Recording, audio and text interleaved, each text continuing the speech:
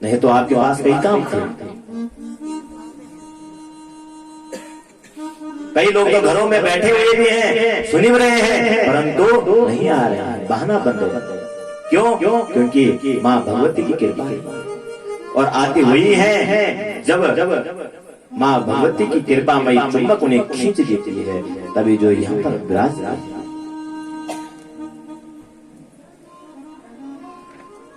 आप लोगों का बड़ा सौभाग्य है जो आप यहाँ पर बैठे हैं, जो आप ये पुराण देख रहे हैं। ये कोई पुस्तक नहीं है, ये माँ भगवती का शब्द विग्रह स्वरूप है। संसार में जितनी भी मूर्तियां हैं, हो सकता है उनमें विधि विधान से प्राण प्रतिष्ठा नहीं हुई हो, अच्छे से नहीं हुई हो, मंत्रों में त्रुटि रह गई हो, परंतु जो ये शब्द विग्रह माँ का है, ये साक्षात शब्द विग्रह है। अगर आप लोगों ने श्रद्धा से माँ भगवती की कथा सुन ली और अपने जीवन में उतार ली, तो आपको सब कुछ मिल जाएगा। भुक्ति मुक्ति प्रदान ये सब देने वाली है। ऐसी कोई इच्छा नहीं है जो माँ भगवती उसे पूरी ना कर दे। हमें पूर्ण विश्वास है ये भगवती का जो शब्द रूप है, शब्द रूप में विराजमान है बने यहाँ पर। तो भैया जो संत होते हैं, ये जो है चलते फिरते तीर्थ होते हैं। इस संसार में बड़ा दुर्लभ है, इसीलिए हमारे शास्त्र कहते हैं शैले शैले न माणिक्यम मौक्तिकम न गजे गजे साधवो नहीं सर्वत्र चंदनम न वने वने। बंधु, हर पर्वत पर माणिक्य नहीं होता है, मौक्तिकम न गजे गजे। हर हाथी के सिर पर मुक्ता नहीं होता है, और चंदनम न वने वने। हर जंगल में चंदन नहीं होता है, चंदन का पेड़ नहीं होता है। और साधवो ही न सर्वत्र, और संत सब जगह नहीं होते हैं, ब्राह्मण लोग सब जगह नहीं पहुंचते हैं। और जहां पहुंच जाते हैं बंधु, वहां तीर्थ बन जाता है। सूर्य जी कह रहे हैं कि संतों का जो जीवन होता है परमार्थ के लिए होता है, अपने लिए नहीं होता है। अपने लिए कहां जीते हैं संत लोग? संत यदि दुखी भी होते हैं तो अपने दुख से दुखी नहीं होते हैं, दूसरों के दुख को देकर के दुखी हो जाते हैं और दूसरों के सुख को देकर के सुखी हो जाते हैं। नहीं तो सबसे ज्यादा टेंशन तो इसका रहता है महाराज कि हमारे घर में लाइट नहीं है, इसका कोई टेंशन नहीं है, इसका दुख नहीं है। पड़ोसी के घर में लाइट क्यों है, इसका बड़ा दुख है। जो संत होते हैं ये दूसरों के सुख को देकर के दुखी नहीं होते हैं,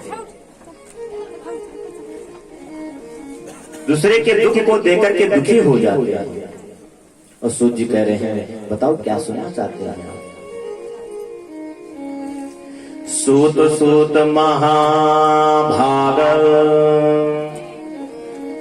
वदनो वदतां वरा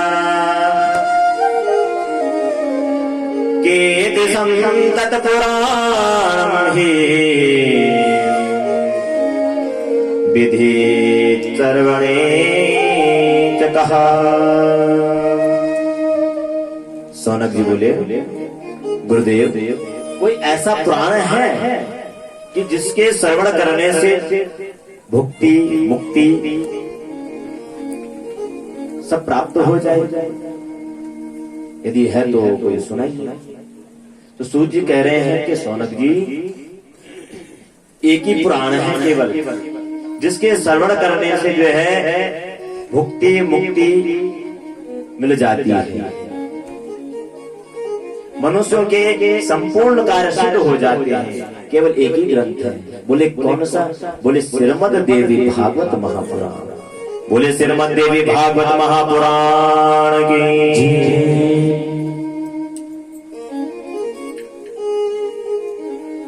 अब ऋषियों ने पूछा, महाराज कीदृशं तत्पुराणं विदित सर्वणे च कः।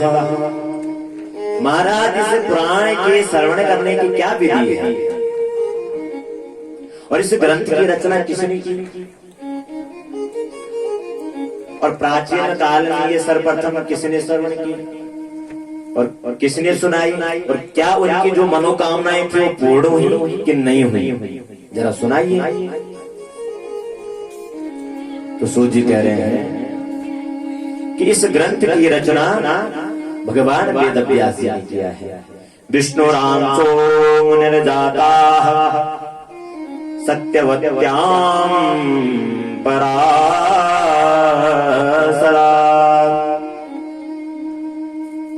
सत्यवती और पराशर ऋषि के पुत्र भगवान वेद व्यास जी के द्वारा इस श्रीमद् देवी भागवत की रचना हुई है।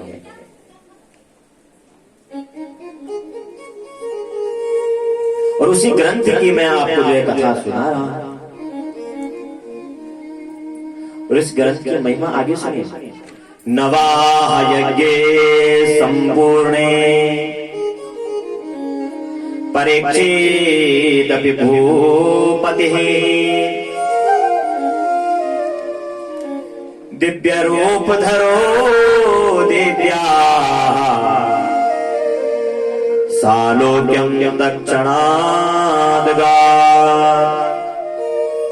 बंधुओं, जिस परीक्षित की मुक्ति नहीं हो रही थी, जिस परीक्षित का कल्याण नहीं हो रहा था, मात्र श्रीमद् देवी भागवत के अनुष्ठान करने से उसका भी उद्धार हो गया। बंधुओं, जब आप भागवत की कथा सुनेंगे और देवी भागवत की कथा सुनेंगे तो उसमें असमंजस में पड़ जाएगा, क्योंकि श्रीमद् देवी भागवत कह रही है कि जब परीक्षित जी को 7 दिवस में मरने का श्राप लग गया था तो सारा राजपाट त्याग करके सीधे गंगा तट पर चले गए थे। और सुखदेव जी आए और उनको 7 दिवसों तक जो है श्रीमद् भागवत की कथा श्रवण कराई और तब उनका उद्धार हुआ। परंतु श्रीमद् देवी भागवत में ऐसा नहीं है। श्रीमद् देवी भागवत में है कि जब जो है परीक्षित जी को पता चला कि मुझे 7 दिवसों में मरना है, तो उन्होंने 7 मंजिला एक भवन का निर्माण करवाया और उसमें छुप गए। परंतु 7वें दिन तक्षक आया और 10 दिन। बंधु, मृत्यु से, मौत से आज तक कोई नहीं बच पाया है। ऐसी कोई जगह नहीं है जहां पर मौत पहुंच नहीं सकती है, मृत्यु आ नहीं सकती है। मृत्यु तो निश्चित है।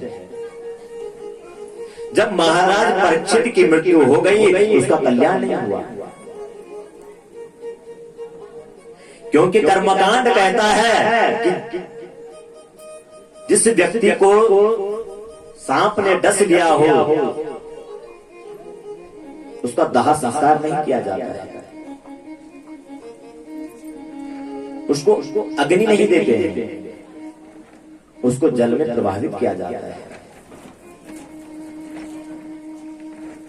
सर्प के डसने मात्र से जो है व्यक्ति जो है अग्नि का अधिकार को देता है, फिर मुक्ति कैसी होगी? पर धन्य है मां जगदम्बा की कथा, जिसके अनुष्ठान से, जिसके श्रवण करने मात्र से परीक्षित जी का विकार हो गया, परीक्षित जी का मोक्ष हो गया, कल्याण हो गया। इतनी महिमा है। आगे आप विस्तार से सुनेंगे कि कैसे, क्यों हुआ। सूत जी कह रहे हैं, ऋषियों, इस कथा की विधि भी बड़ी सहज और सरल है, कोई कठिन नहीं है। मासानां नियमो नात्र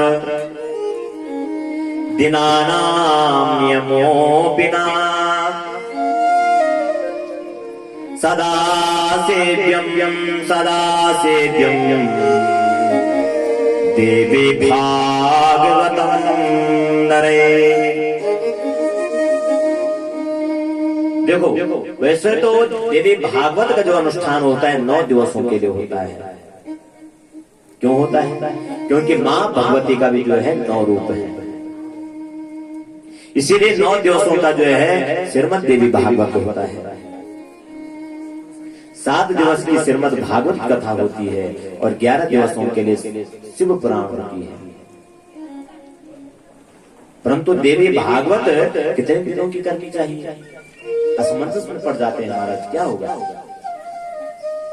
बोले 9 दिवसों का तो होता ही होता है, परंतु लेकिन आप चाहो तो मासानां नियमो नात्र, आप 1 महीने की भी कर सकते हैं, इसमें महीनों का कोई नियम नहीं है। और आप 1 दिन का भी कर सकते हैं। दिनानां नियमो बिना, दिनों का भी कोई नियम नहीं है महाराज। और आप चाहे तो हफ्ते भर की भी कर सकते हो, आप 21 दिन की भी कर सकते हो, परंतु शर्त एक ही है, सदा सेव्यम देवी भागवतम नरे। शर्त एक ही है कि हमेशा सदा जो है भगवती की कथा श्रवण करनी चाहिए। जहां भी मिल जाए वहां बिना किसी के लांग लपेटे वहां पर पहुंच जाना चाहिए। श्रोता वही है जिनके श्रवण समुद्र समाना कथा कुमार सुभग सरिनाना। श्रोता के कान समुद्र के समान होना चाहिए। कैसा होना चाहिए बोलो? समुद्र के समान होना चाहिए। ऐसा नहीं कि एक कान से सुना दूसरे कान से बाहर।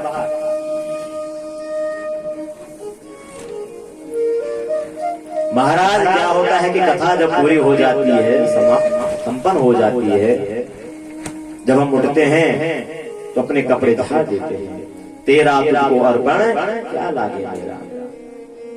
ऐसा नहीं करना है, छोड़ना नहीं है, जीवन में उतारना है। जब जीवन में उतारोगे तब कथा सार्थक होगी।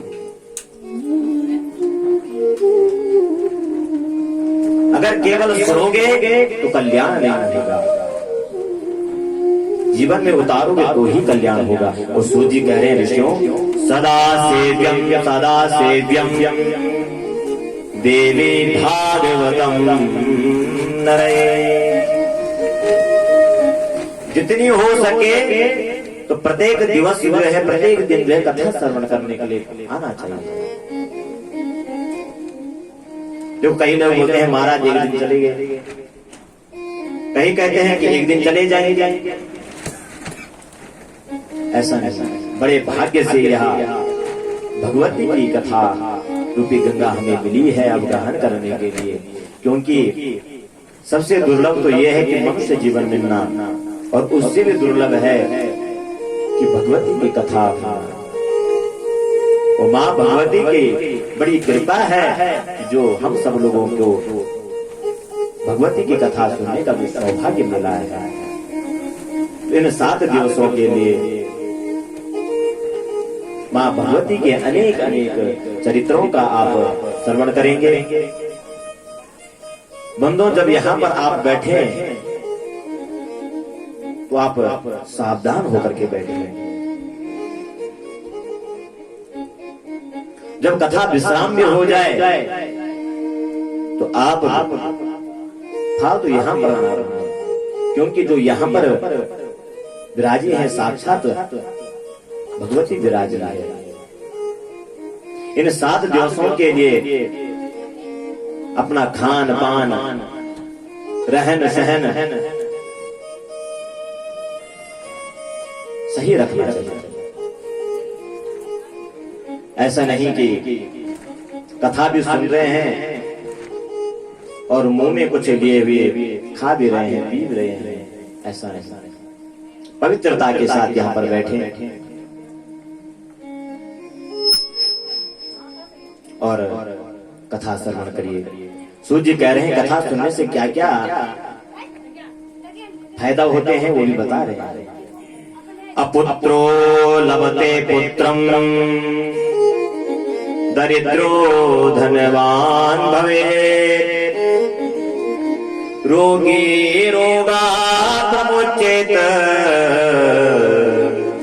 श्रुत्वा भागवतामृतम्।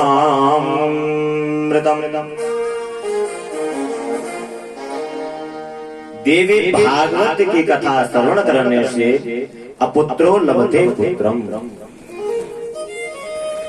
पुत्रहीन को पुत्र मिल जाता है। दरिद्रो धनवान भवे, जो दरिद्र होता है उसको धन मिल जाता है। और रोगी रोगात् मुच्येत, जो रोगी होता है वह रोग मुक्त हो जाता है। इसीलिए श्रुत्वा भागवतामृतम्, जगत में ऐसा कोई भी इच्छा नहीं है जो मां भगवती पूरी ना करे। इन्हें 7 दिवसों तक कथा सुने, जब पूरी भी हो जाए तो बंधुओं घर में भी जो है श्रीमद् देवी भागवत की कथा पुस्तक जरूर रखनी चाहिए। आजकल क्योंकि हमारे जो घर हैं वो पुराणों से जो है खाली हो चुके हैं। पहले क्या होता था कि जब हमारे घर में बुजुर्ग लोग थे वो पुराण रखते थे, पढ़ते थे और अन्य परिवार वालों को भी सुनाते थे। क्योंकि यदि संस्कार चाहिए तो बंधुओं शास्त्र का सानिध्य लेना पड़ेगा। यदि चाहते हो कि बुढ़ापे में हमारी संतान हमारी सेवा करें, हमारे कहना माने, तो घरों में पुराण रखना चाहिए। पुराण रखना होगा और उनका अध्ययन करना होगा।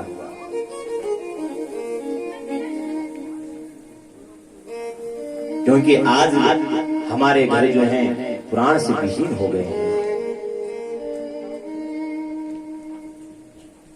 जब कथा संपन्न हो जाए तो अपने घरों में पुराण अवश्य रखना चाहिए। जो लोग अच्छे पढ़े लिखे हैं वे लोग अष्टम्याम चतुर्दश्याम नवम्याम भक्ति संयुतः, अष्टमी को, नवमी को और चतुर्दशी को श्रीमद् देवी भागवत की कथा श्रवण अवश्य करनी चाहिए। उसका पठन पाठ अवश्य करना चाहिए। इस प्रकार श्रीमद् देवी भागवत अनेक भोग मोक्ष देने वाली है, अनेक जीवों को तार देने वाली है। इस प्रकार से माँ भगवती के आप लोग प्रेम पूर्वक भाव से कथा श्रवण करेंगे। सभी लोग हर प्रकार से भोजन से, जीवन से, शौच इत्यादि से संपूर्ण नियमों का ध्यान रखते हुए कथा श्रवण करेंगे। आज की कथा को हम यहीं पर विश्राम कर देते हैं और अभी आप श्रीमद् देवी भागवत की कथा आप श्रवण करेंगे। समय भी ज्यादा हो चुका है।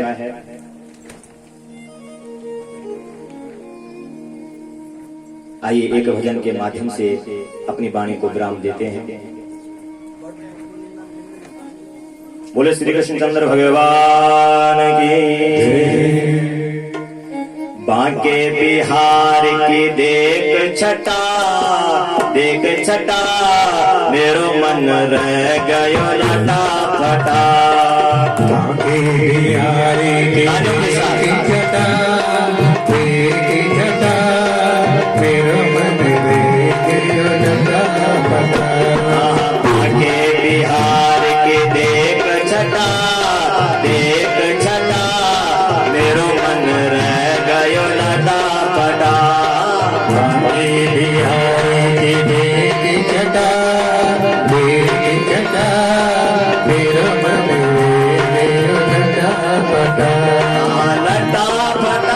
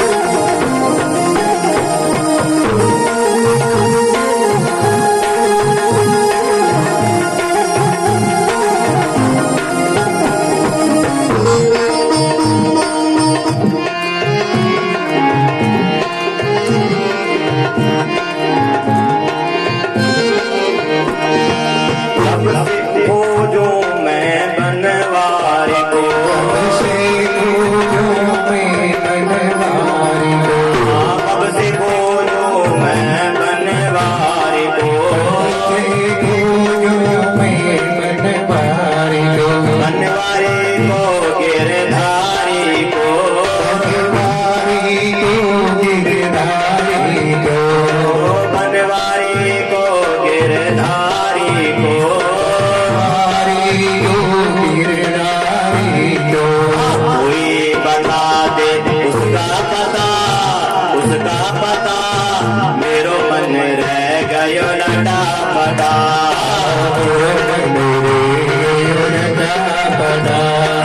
भागे बिहार के देख छटा मेरो मन रह गयो लटा पटा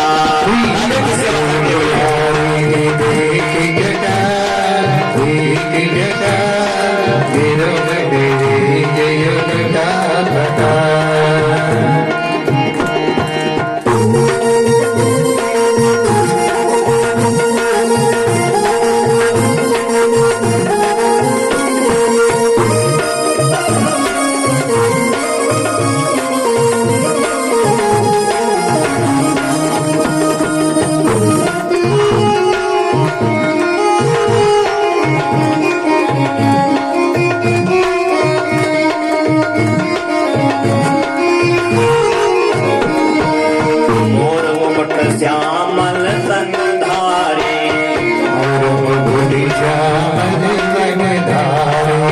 मोर मुकुट श्यामल तनधारी श्यामल तन